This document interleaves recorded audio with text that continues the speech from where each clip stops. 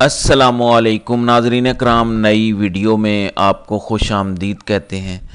پاکستان کھیل رہا تھا برطانیہ کے ساتھ ایک میچ تو پاکستان ہار گیا، لیکن عمران خان وہاں بھی جیت گیا۔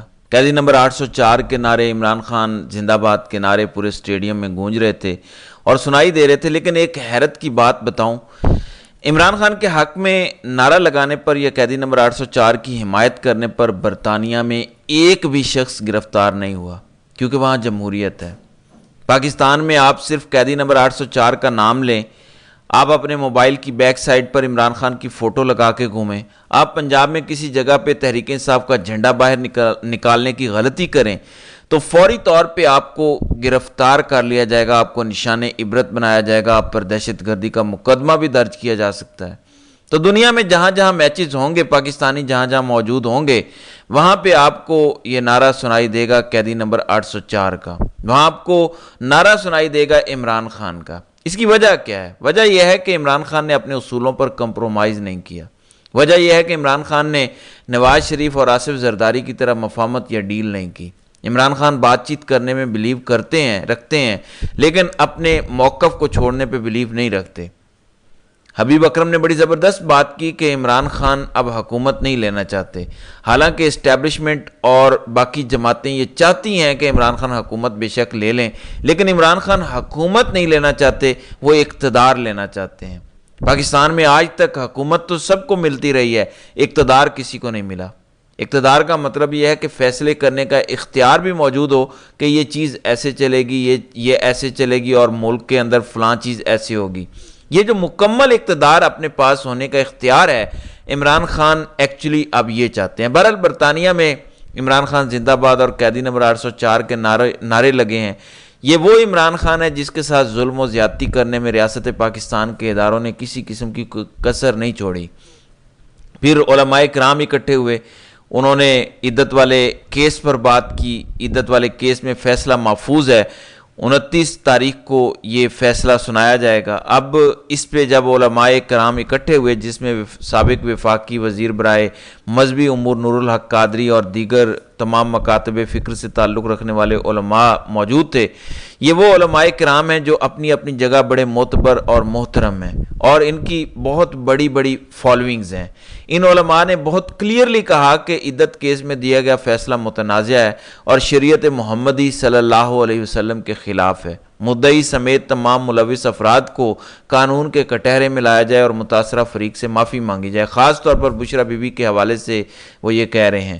نیشنل پریس کلب اسلام آباد میں یہ پریس کانفرنس ہوئی، علماء وہاں موجود تھے۔ انہوں نے کہا کہ یہ فیصلہ شریعت محمدیہ صلی اللہ علیہ وسلم کے خلاف ہے اور پردہ دار خاتون کی کردار کشی کی گئی ہے۔ اعلیٰ عدلیہ سے مطالبہ کرتے ہیں اس متنازع فیصلے کو واپس لیا جائے، مدعی سمیت تمام ملوث افراد کو قانون کے کٹہرے میں لایا جائے اور متاثرہ فریق سے معافی بھی مانگی جائے۔ سنی اتحاد کونسل کے سربراہ حامد رضا وہاں موجود تھے، انہوں نے بھی بات کی۔ سینیٹر راجہ ناصر عباس نے بھی اس پہ بات کی، دیگر علماء کرام نے بھی کھل کر بات کی۔ تو عدت کیس کو تو علماء کرام نے اڑا کے رکھ دیا۔ اب وکلاء اور رپورٹرز جو کورٹ کو کور کرتے ہیں وہ کہہ رہے ہیں کہ عدت والا کیس نہیں ٹک پائے گا۔ ہاں، اگر فیصلہ کہیں اور سے آ جائے اور وہ سنا دیا جائے تو اور بات ہے، کیونکہ فیصلہ زیادہ دن تک کے لیے محفوظ کیا گیا تو اس میں کچھ بھی ہو سکتا ہے، لیکن اکثریت کہہ رہی ہے کہ یہ عدت والا کیس اڑ جائے گا۔ پھر ایک چیز شہباز شریف کے ساتھ مسلسل ہو رہی ہے، بار بار ہو رہی ہے۔ شہباز شریف نے ایک اور ٹویٹ کر دیا۔ ایک تو پاکستان دنیا کا واحد ملک بن گیا ہے جہاں پہ ایک سوشل میڈیا اپلیکیشن بین ہے، اور یہ وہ سوشل میڈیا اپلیکیشن ہے جو دنیا میں سب سے زیادہ پڑھی اور دیکھی جاتی ہے، ٹویٹر۔ اس کو پاکستان میں بین کیا گیا، پاکستان میں بند کیا گیا، لیکن مزے کی بات یہ ہے کہ پاکستان کا وزیر اعظم، پاکستان کے وزرائے اعلیٰ، یعنی جس وزیر اعظم کی حکومت نے اس کو بند کیا، وہ خود اس کو استعمال کرتا ہے۔ آپ کو حیرت ہو رہی ہے نا، لیکن یہ حقیقت ہے۔ پاکستان میں اس کو غیر قانونی قرار دیا گیا ہے، مگر ہمارا وزیر اعظم اسے استعمال کرتا ہے۔ شہباز شریف نے کہا کہ میں نے فلسطینی عوام کی منصفانہ جد و جہد کے لیے پاکستان کے مضبوط عزم کا اعادہ کیا اور اسرائیل کو غزہ اور رفح پر حملے سے روکنے کے لیے ICJ یعنی انٹرنیشنل کورٹ آف جسٹس کے فیصلے کو سراہا ہے۔ ہم امید کرتے ہیں کہ کشمیر کے مظلوم عوام کو بھی عالمی برادری کی طرف سے ایسی ہی توجہ ملے گی، کیونکہ وہ بھی گزشتہ 7 دہائیوں سے وحشیانہ قبضے اور بنیادی انسانی حقوق سے انکار کو برداشت کر رہے ہیں۔ یہ شہباز شریف کا کہنا ہے۔ اس پر بھی ان کو کمیونٹی نوٹ لگ گیا ہے۔ شہباز شریف جب بھی کوئی ٹویٹ کرتے ہیں تو کمیونٹی نوٹ لگ جاتا ہے، یعنی لوگ بتا دیتے ہیں کہ اصل بات یہ ہے، آپ گمراہ نہ کریں۔ تو شہباز شریف نے گمراہ کرنے کی کوشش کی۔ ایک تو اس ٹویٹر پر انہوں نے ٹویٹ کیا جس کو انہوں نے پاکستان میں بین کیا ہے۔ دوسرا انہوں نے حقائق جو نہیں بتائے وہ کمیونٹی نوٹ میں آ گئے۔ وہ یہ کہہ رہے ہیں کہ پاکستان کی گورنمنٹ نے تمام فلسطینیوں کے حق میں ہونے والے مظاہروں کو بین کر رکھا ہے، یہ کمیونٹی نوٹ میں آیا ہے۔ اور ساتھ ہی جو تصحیح کی گئی ایکس کی جانب سے شہباز شریف کی، اس میں یہ بتا رہے ہیں کہ آپ غلط بات کر رہے ہیں، آپ کی حکومت نے تو فلسطین کے حق میں تمام مظاہرے بین کر رکھے ہیں اور لوگوں پر حملہ کیا جاتا ہے جو لوگ غزہ کو سپورٹ کرتے ہیں، فلسطینیوں کو سپورٹ کرنے کے لیے آواز اٹھاتے ہیں۔ ٹویٹر کو بھی آپ کے ملک میں بند کر دیا گیا ہے، 25 کروڑ پاکستانی سوشل میڈیا پر ٹویٹر کو استعمال نہیں کر سکتے۔ آپ نے ٹی وی چینلز کے کانٹینٹ کو بھی کنٹرول کر رکھا ہے، حتیٰ کہ فلسطینی جھنڈے کو بھی نہیں دکھایا جا سکتا۔ تو یہ کمیونٹی نوٹ میں شہباز شریف کو آئینہ دکھایا گیا ہے۔ تو جو بھی یہ ٹویٹ کرتے ہیں شہباز شریف صاحب، 2 قسم کی ان پر تنقید ہوتی ہے۔ پہلے یہ ہوتی ہے کہ کتنی بری بات ہے میاں صاحب، آپ نے اس کو بین کیا ہوا ہے پھر اسی پر ٹویٹ کر رہے ہیں، شرم آنی چاہیے۔ دوسری بات لوگ یہ کرتے ہیں کہ وزیر اعظم صاحب یہ بات آپ نے غلط کیا، یہ حقائق ہیں جو ہم نے سامنے رکھ دی ہیں۔ تو ٹویٹ کرنا بھی شہباز شریف کے لیے 2 بار ہو چکا ہے۔ دوسری جانب سوشل میڈیا پر یہ تصویر بہت گردش کر رہی ہے، جہاں آپ کو ایک پولیس والا نظر آ رہا ہے جو SSP ہے، وہ جس طرح انگلی دکھا رہا ہے بڑے غصے والے چہرے کے ساتھ سینیٹر مشتاق کی طرف کر کے، یہ تصویر وائرل ہوئی ہے۔ پھر اس کے بعد سوشل میڈیا پہ لوگوں نے اسرائیل کی اور جہاں جہاں پہ ظلم ہوتا ہے وہاں کی تصویریں وائرل کی۔ تو اس سے ملتے جلتے مناظر اور اتنا ہی غصہ لوگوں میں ہوتا ہے، یعنی ایسا لگ رہا ہے تصویر کو اگر خالی آپ دیکھیں کہ جیسے SSP کچا کھا جائیں گے فلسطین کے حق میں مظاہرہ کرنے والوں کو، یا فلسطین کا پرچم اٹھانے والوں کو، یا اسرائیل کے خلاف مظاہرہ کرنے والوں کو، یا اسرائیل کے ظلم اور بربریت پر بات کرنے والوں کو، جیسے وہ اپنے مسلز اپنی پاور شو کر رہے ہیں، بلٹ پروف جیکٹ پہن کے انگلی اٹھا کے مشتاق احمد صاحب کو دھمکا رہے ہیں۔